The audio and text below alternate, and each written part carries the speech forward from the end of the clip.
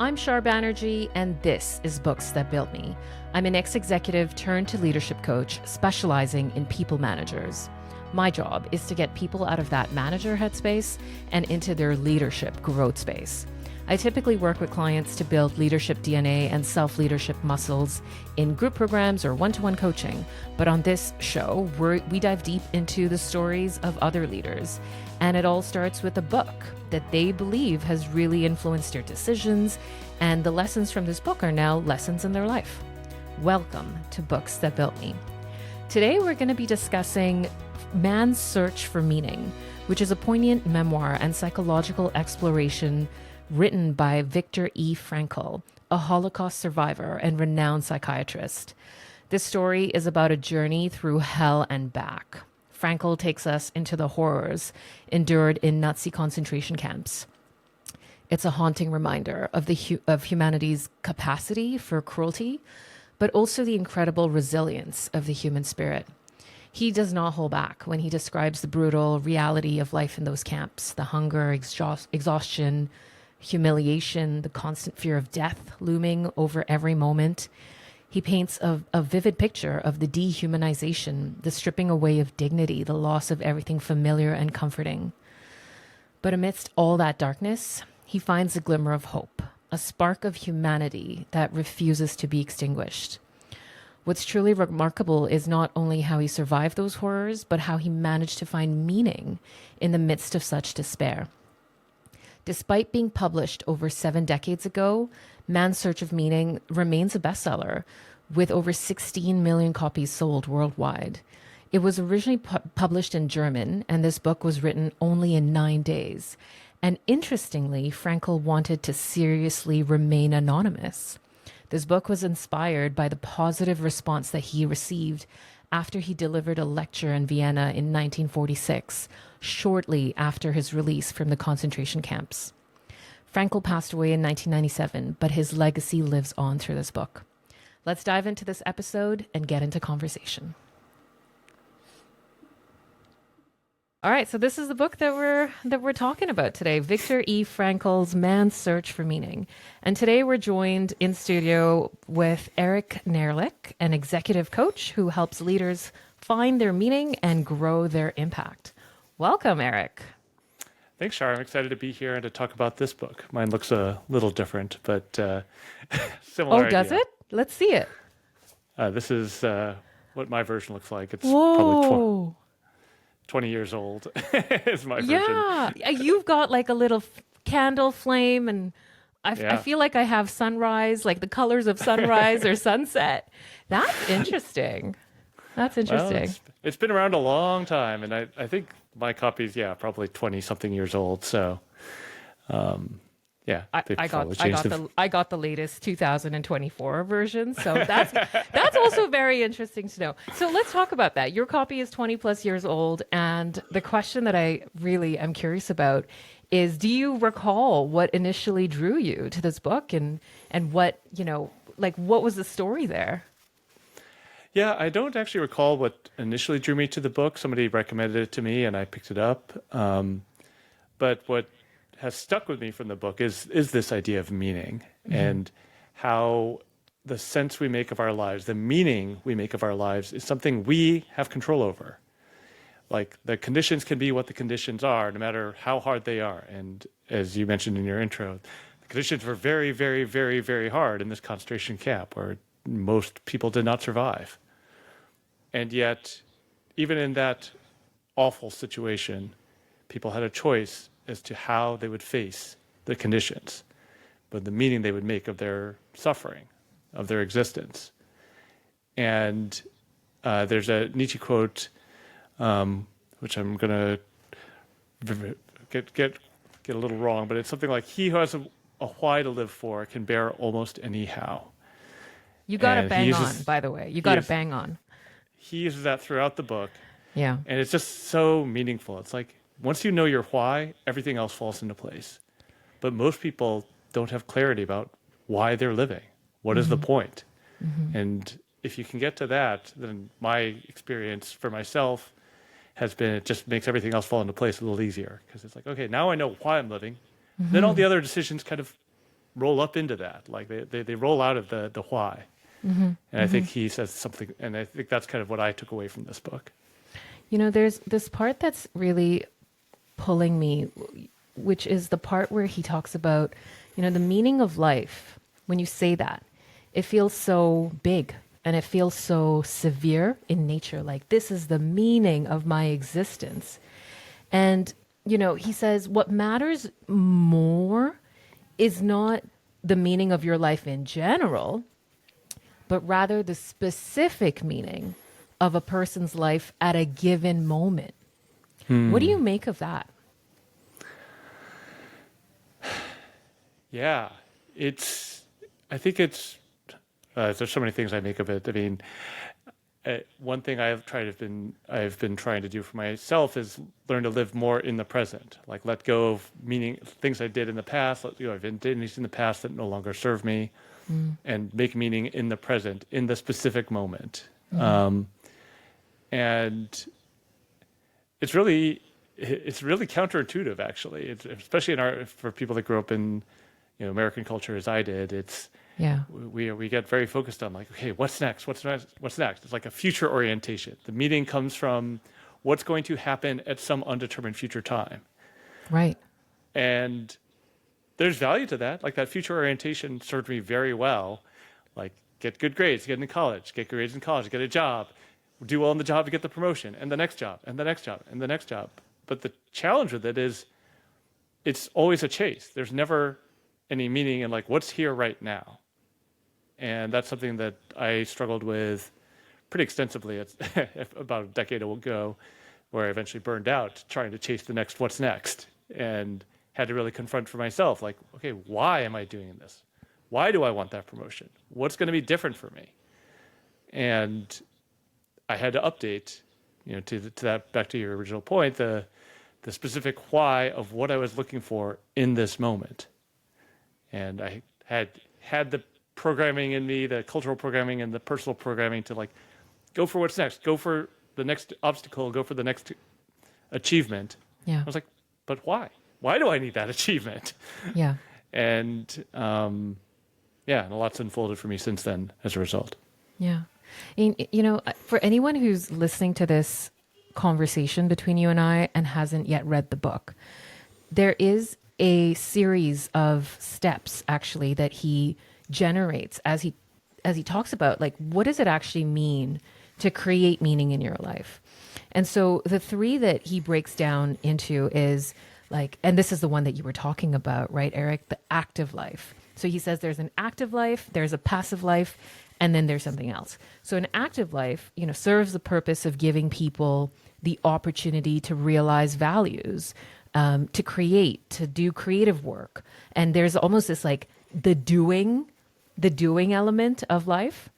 Mm-hmm. And then there's a passive life, which is more enjoyment, where you obtain fulfillment in experiencing nature and beauty, art, that sort of thing. Like, there's that inner being.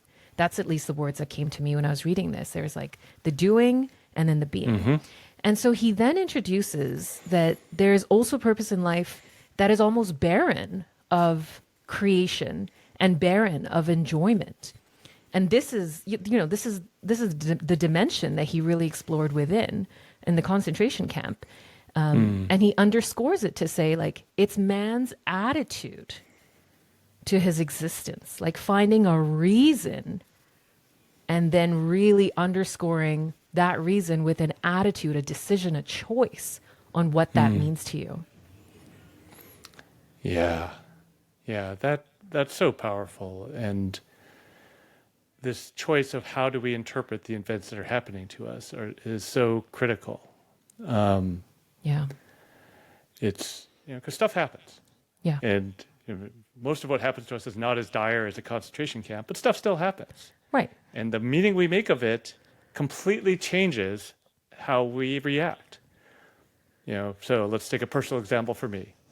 My 5-year-old disobeys me and says, no, I'm not going to do whatever. One meaning I could make of it is, like, he's not respecting me and I'm going to show him who's boss. Right. Or I could say he's 5 and he just doesn't want to do it. And it's not about me at all. But let me tell you, my reaction in those two situations is very different. And let me tell you, I'm working on it right now to shift from the first one to the second one. But I mean, that's kind of a more lighthearted version. But like this choice of how to interpret the events that are happening to us is so critical to how we react in every single interaction we have. Yeah. And what I loved about Frankl's book is because of the completely extreme conditions he suffered under, he could get to the heart of this. Like, okay, I have no choice about where I sleep, what I eat, what I wear, anything, how I spend my time. And I still have freedom because I choose where to think. I choose what to focus on. I can, instead of focusing on the misery of my existence, I can think back on a simple pleasure I once had, a tender moment with my wife, or the thrill of completing my first manuscript. That's my choice. And they can't take that away from me, no matter what else they control. And I was like, whoa, that is powerful. I mean, the man even would find scraps of paper to recall his manuscript that was taken away from him, to make notes. Because within him, there was this flame, this fire of like, that it was taken away is just part of the story. That it will be recreated again is the dream. And even to go back in past, I just also love the conversations that he would have with his wife. As if she was right there. Yeah. It was very touching, and Very, yeah. you know, it gave him something to struggle for, some reason to live. It would have been very easy for him to say, I've got nothing to live for. I may as well just die. But he had the burning flame of his manuscript, and he had the love for his wife. He's like, this is what I'm living for. The chance to publish my book and the chance to reunite with my wife. And it's not, you know, like there was no guarantees, but he's like, I want to live for that chance. Yeah. And even apart from the book and the wife, which I feel are very compelling reasons to live, he would also find meaning in the memory of simple things like opening his front door and turning on the light switch in his apartment, to the point that it would bring him to tears. Those memories of those simple moments in life that you just take for granted. Yeah. Well, I mean, it reminds me actually of like the Buddhists who meditate, and the Buddhist monk that sits in the forest and meditates for hours and appreciates all the nature and all the little things around him at all times. And it can bring them to tears because the wonder of nature is so powerful. Yeah. And something I have, I guess, started to learn is like all these books, all these traditions, all of them are connected because it turns out that's all interpreting how humans make sense of the world with the brains that we have. And so whether it's Buddhism or Christian mysticism or this book, like they all come back to some very similar principles and very similar experiences, which makes me think there's something deeper here. Yeah. Yeah. Let's dive into the topic of suffering, because suffering is this theme that's ever present in the book. And, you know, Frankl discusses the idea of suffering, the concept of suffering, but really as a pathway to growth and transformation. And, you know, he suggests that adversity can ultimately lead to a deeper understanding of your own self, your own purpose. How do you interpret this concept in light of, you know, your own experiences with hardship and adversity? Yeah. So he has a great quote, which I'm going to just read here. It says, suffering ceases to be suffering at the moment it finds a meaning. And I think that's really powerful. Again, it's how do we make sense of the experience that we're having? Yes. So like, again, I'm a parent with 2 young kids. If you subjected me to the experiences I've had over the past several years, it would be considered torture. Being woken up several times a night, screaming children, like it's like you know, like uninterrupted sleep, unreasonable demands, like loud noises at unexpected times, randomly getting hit and pooped on and puked on, like, you know, this would be considered torture by pretty much anybody. If you did it to a prisoner, they'd be like, no, this is against the Geneva Convention. And yet people every year put up with it. Why? because they have a meaning in it. They're like, oh, Right. being a parent is more meaningful. So therefore it's not suffering. It's just parenting. And it's like, Yeah. it's kind of so interesting. Like objectively, it's a horrible experience. And yet millions, billions of people sign up to do it every year. Yeah. Yeah. So parenting is a great example. And what's also coming to mind is, I come from the world of sales. And in sales, rejection is the constant narrative. To get 9 no's is a good thing because the 10th response is going to be a yes. That's the training. Like get a smile on your face because the yes is coming. And so in my sales training days and, in that life and universe, I can also see how this is so relevant. The choice for you to say that, this is no longer suffering because there's a meaning to it. Like this is just the job, or this is just the nature of the work that I do. Or if you're an entrepreneur and you've got to get that hard, thick skin of like, oh man, why didn't that strategy work? Or why isn't this, one thing that I had hoped for panning out? What happens if you say, well, that's just the nature of it all. Like that's just how it goes. Like it's actually not suffering. It's part of parenting. Like to your point, like it's part of being a parent. And, and it gives meaning to the suffering. It's like the entrepreneur, it's like, I have this great vision of this people I want to help and the product I want to bring to the world to help them. Like, yeah, it's worth putting in these 100-hour weeks so that I can get to that outcome. And like this happens all the time. And, you mentioned I work as an executive coach working with leaders, and this is a lot of what we get to. It's like, there's a Simon Sinek book and TED Talk, Start With Why. Start with why. Same idea. Yeah. Why are we doing this? Yeah. If you can articulate that for yourself and for your team, everybody gets on board. They're like, oh, right. Yeah. We are all unified. We're all aligned towards moving towards this thing. Let's get there. Let's do it. We've got this. Yeah. Yeah. But that's why I find this book so powerful. It's like, it's relevant in like everyday interactions. Even though it describes this completely almost unimaginable horrors that are so far from our daily experience, the lessons apply. And that's what I love about it. And even with the Simon Sinek thing, he talks about it's the concentric circles, right? The inner circle is the why, then the outer two circles are the what and the how. And in this book, like at no point does he talk about what and how. At no point is he saying that the way that I did it is the way to do it. No. It's like you can't waste time talking about the what and how. You've got to really spend your time in the why, because when you know the why, back to the quote that we were talking about, he who has a why to live for can bear with almost any how.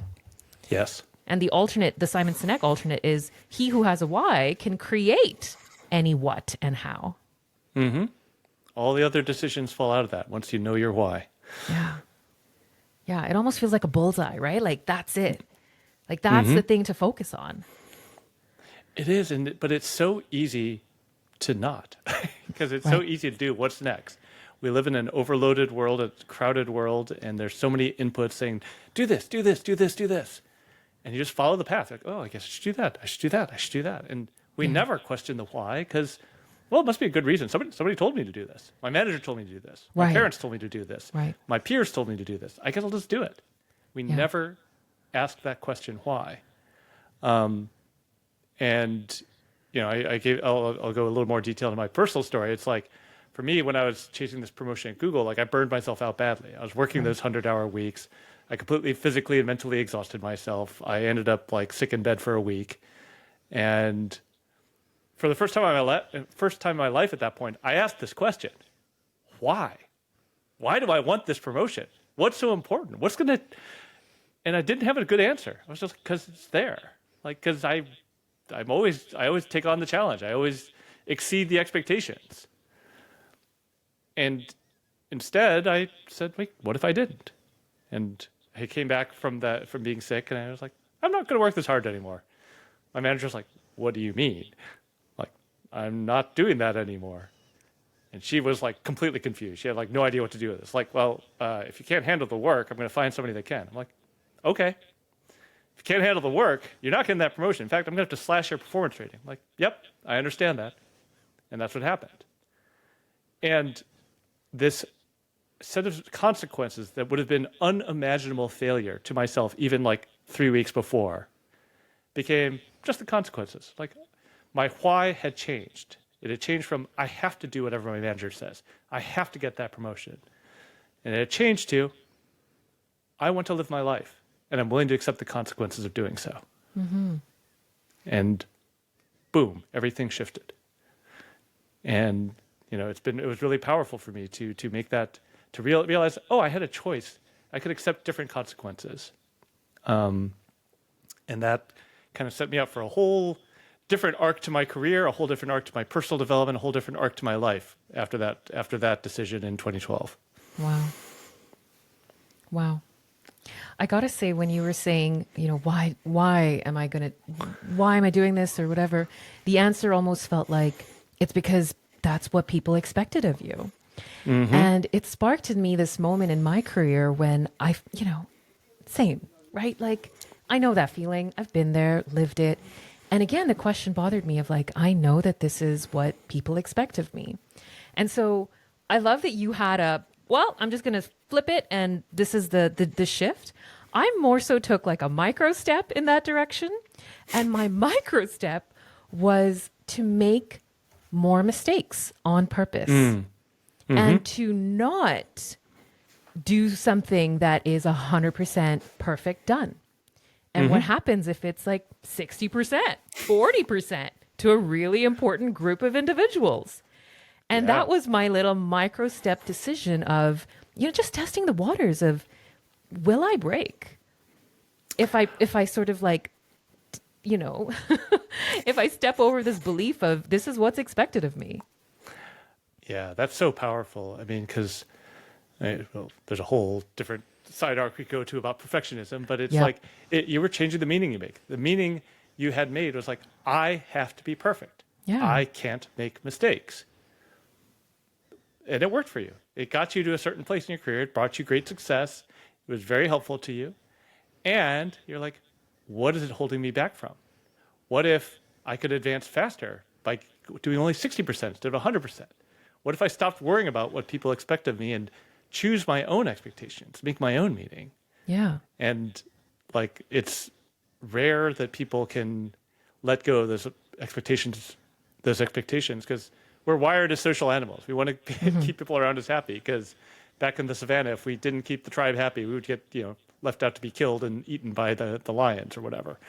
So there's a very, very strong impulse towards conformity in our wiring, but we can overcome it. And I want to say, like not only wiring, but also in the way that we grow up, right? Like, we spend 2 decades of our lives going through the schooling system, understanding that, 90% is what excellent is defined as. Like, 100% means you win.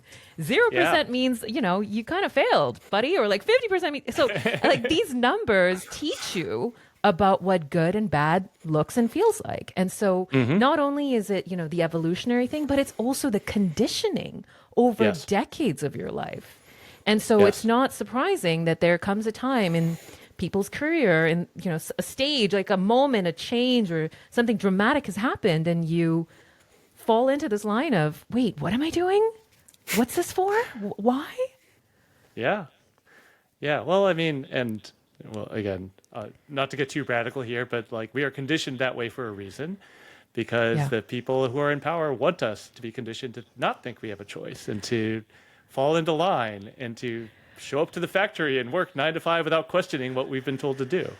Yeah. So, there's a whole political angle to this that I'm not going to get into right now. Of course. It is, we are conditioned for a reason, and it takes some interruption for us to question that conditioning and to ask these questions of why. What are we doing? Yeah. And my interruption was me burning out. Sounds like you had a similar experience, and it's like, and it's familiar. I think the story that you have is a familiar one, the one that I think, even if we haven't acted on in the same way, what it feels like, and the signs for it. Yeah. Before we hit record, Eric, you and I were kind of, chit-chatting about this book and the quotes from the book. And we were both like, there are quotes, man, in this book that are just so memorable. We've talked about a few. Is there any others that you want to bring up, that have really impacted you? So this one didn't impact me, but I was rereading this in anticipation of our conversation, and there's a quote I bookmarked here because I just loved it so much because it's getting to what we talked about here. Yeah. It's everything can be taken from a man, but one thing, the last of the human freedoms, to choose one's attitude in any given set of circumstances, to choose one's own way. And there are always choices to make. Every day, every hour, offered the opportunity to make a decision which determined whether you would or would not submit to those powers which threaten to rob you of your very self, your inner freedom, which determined whether or not you would become the plaything of circumstance, renouncing freedom and dignity to become molded into the form of the typical inmate. And it was just like, wow, every day, every hour, we have a choice to choose how we want to show up. Do we want to be the typical inmate, or in our case, the typical worker? Or do we choose to be ourselves? Do we embrace that freedom of how we make meaning of our lives? Wow. Wow. And, I have to call out the tension in that too, right? Because he also speaks of this tension. Like when you think about the meaning of your life, there's this tension between, sorry, I need to pull it up. There's this tension between, so I can't of course now I can't find it, but I'm going to find it. Hold on. Yeah. The inner tension. So he says, okay, man's search for meaning may arouse inner tension over inner equilibrium. And, I love that he talks about the science behind, in biology, there's this word called homeostasis, which is a tensionless state. And he talks about how mental health is based on a certain degree of tension, and the tension between what has already been achieved and what one still ought to accomplish, or the gap between what one is and what one should become. And so he says that we should not be hesitant about challenging people with a potential meaning for them to fulfill, because it's this tension that's essential. Yeah. Yeah. Yeah. I think that's so spot on. We're not built for comfort in some sense. And he has another quote: "What man actually needs is the striving and struggling for a worthwhile goal, a freely chosen task." Yes. And it's like, yes. But what you're talking about with the tension reminds me of another quote, another idea from There's so many. Parker. There's so many. Yeah. Well, this one isn't from Frankl. It's from an activist named Parker Palmer, who calls it the tragic gap. There's the world as it is today, and there's the world as it could be. And if you fall too closely into adhering to the world as it is today, you're like, this is just the way it is. You fall into what he calls corrosive cynicism. You're like, okay, I'm just going to accept it and do the best for myself, look out for myself. And if you fall too much in like, this is the way things could be, you fall into what Parker Palmer calls irrelevant idealism. Right. Like you're no connected to the real world. You're just like living in a fantasy. And what he calls the tragic gap is like standing with one foot in both worlds. And it's painful because you're never going to get to the ideals. And you're always anchored to the horrors and the suffering of the world as it is today. But he's like, in the tragic gap, that's where all the change happens. That's where all the meaningful work happens, by bridging those two worlds. And you have to accept that you will never be done with the work. And you show up every day and do it anyway, because it's important. Like this idea that like, yes, it sucks. It's hard. Change making is hard. And the way he calls it the tragic gap, I was like, oof, that hits me so hard. It's visceral, for sure. Oh man, that's gorgeous. So I gotta say, we're talking about meaning. We're talking about creating meaning in our lives. We're talking about how he figured out what was essential and necessary. I wanted to share with you at the end of this book. This is not, part of the story. It's the afterword. He was once asked to express the meaning of his own life. Did you read this part? Did you get to this part? I don't remember that. You'll have to refresh me. I'd love to share with you. Yeah. So he, as you know, became a lecturer, and he loves to share, teach, dream with people, and co-create with others. And so he was asked to express in one sentence the meaning of his own life by his students. And he thought about it and he wrote a response on paper and he asked his students to guess what he would have written down. And so after a moment of quiet reflection, one student got it spot on. And he said, "The meaning of your life is to help others find the meaning of theirs." How Love spot it. on. Yeah. Yeah. He said that was it. That's exactly the words that I had written down as well. What a gorgeous gift. I want it, like, this truly feels like a gift. How painful it must have been if the story wants to come out of you and you wrote it in 9 days, but it feels so personal that you want to keep it anonymous, but you choose to not anyway, and you choose to share because there is a learning in the sharing. What a gorgeous gift.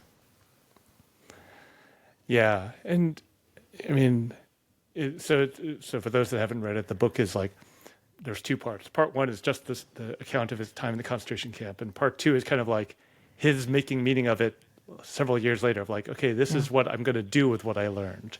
Yeah. And he shares some of, he calls it logotherapy, like therapy through finding meaning. Yeah. And I just remember this, like one of the stories he starts that part two off with is like somebody comes into his office and says like, "I hate my job. And I've been working with this therapist who thinks like my problem with my job is like my issues with my father." And like they're going back and forth on that. Right. And Viktor looks at him like, "Well, what do you care about?" He's like, "Well, I care about this over here." It's like, yeah, your job doesn't give you that. Go do the thing that gives you meaning.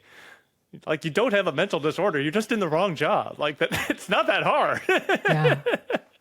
Yeah. But it was just like, it's so interesting how we can pathologize or I'm not sure what the right word is, but like turn these things into like, oh, this is like a fundamental problem with who I am, versus like, no, this is not the meaning that makes sense to me at this specific point in time. Back to your earlier point. Yeah. At this point in time, this is not providing me the meaning I'm looking for. Yeah. Let me change that. Let me go find that.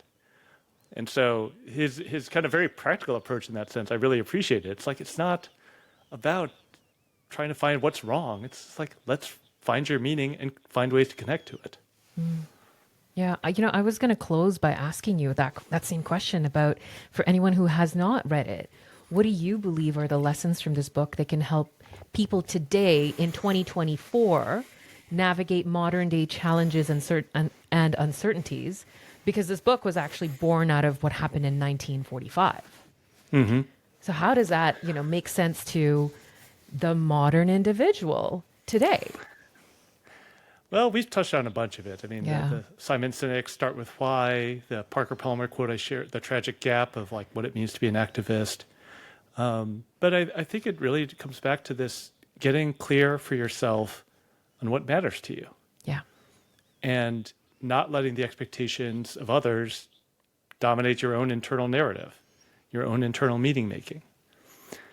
And I mean, part of this is also we have a culture that says like, you can have it all. You can do this and this. You can be like a great parent and a great partner and amazing at work and run triathlons in your free time and publish a book. And it's like, do it all. And it's like, yeah, but what if I don't want all that? Or I do want all of that, but realize I don't have the capacity to do all that. Like, and then getting very clear for myself, like, what is most important to me? Yeah. And so I work as an executive coach. I work with leaders, and like that's always the first question. Like, what does success mean to you? Yeah. What's important to you? And they're like, I don't know. I'm like, how getting promoted? I'm like, nope, that's not it. let's dig a little deeper. What would that mean? And it's so people just never stop to ask the question. Yeah. You know what this reminds me of is this concept of awaken the wanter within. Like awaken that inner person, that inner thing within that knows how to want. Because when you get clear on the wanting, the how doesn't matter anymore. Well, yeah. Once you're clear on the wanting, you can figure out what to do about it. Yeah. But I love that quote. Reminds me of a friend of mine once offered me some advice or a perspective I hadn't thought of. They're like, my friend was like, yeah, I love feeling jealous. I'm like, really? Why would you love Interesting. feeling jealous? She's like, Yeah. well, when I'm jealous, it makes it very clear what I want. Yo, that's good. That's deep. Right? Yes. Like, because you're not jealous of somebody that doesn't have something you want. Like, I'm not jealous of the car. Like, I don't care about the car. But that person, I'm jealous of them. Oh, why? Ooh, what do they have that I don't want? How could I go after that? And then with that clarity, you know what you want and you can make a plan for it. Love that. And you choose your attitude as well. Mm-hmm. I love Yeah. that. Oof. Yeah. That's like a snaps moment. Like, ooh. Okay, so Yeah. this book, Eric, was the one that you were like, this is the one, Shar, this is the one that really built me. For anybody who is curious about your journey and, you know, what else you read and typically the books that you enjoy, is there another book that you truly feel has changed you or built you?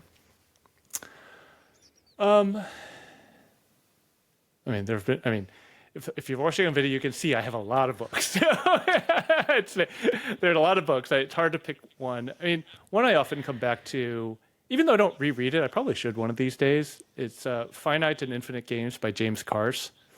It's a very simple book. It's very short. It's actually similar size to this, like a little paperback. You can stick it in your pocket. But the central concept is this idea of finite games, which are games with an ending, with rules, and where the objective is to win, whatever the game is. And so much of our life is built around winning games like this. Like, I want to get the best grade. I want to be the top on the curve. I want to make the most money. I want to get the promotion. There's a limited number of winners, and I want to be one of them. And these are the rules I'm going to follow to play the game. And Carse contrasts that with infinite games, where that's not the point at all. The point is to keep playing. You change the rules. You change the circumstances so you can keep going after what really matters, which is the play, the interaction, the relationship. And that's bigger things like spirituality, science, community. Like, we can change the rules of community to support the community growth. And recognizing when I'm trapping myself in a finite game, I have to do this, I have to do that. These are the rules. And saying, no, I can change the rules and do something different. So, like, I have to earn the promotion. I have to do whatever my manager says. That's a finite game. And I change the rule. I have to do whatever my manager says, unless I'm willing to accept the consequences. Oh, now I'm out of that game. I'm playing a new game, which is the game of my own personal development. So even though I can't remember the book that well, I read it like 20-something years ago, but that concept is one that comes up constantly. What are the rules I'm holding myself to that's a finite game, and I can change them to play a bigger, more infinite game? Gorgeous. Gorgeous. Thank you for sharing all of this wisdom with us, Eric. Today, this was such a wonderful conversation. Thank you for being here, being present with us, and just opening up. It's been so wonderful to be in conversation with you. Thanks, Shar. I really enjoyed this conversation, and thank you for having me dive deep on a book that I really enjoy. I really find meaning in, I should say. That's it for this episode of Books That Built Me. If you've enjoyed this episode, please take a moment to leave us a review. It really helps support what we're doing. Even a sentence is sufficient. Thanks for listening, and you can always find me on my LinkedIn at Shar Banerjee. If you're dealing with a leadership challenge, then I would love to hear from you and have you join our awesome community. And of course, I will talk to you next Tuesday on a brand new episode of Books That Built Me.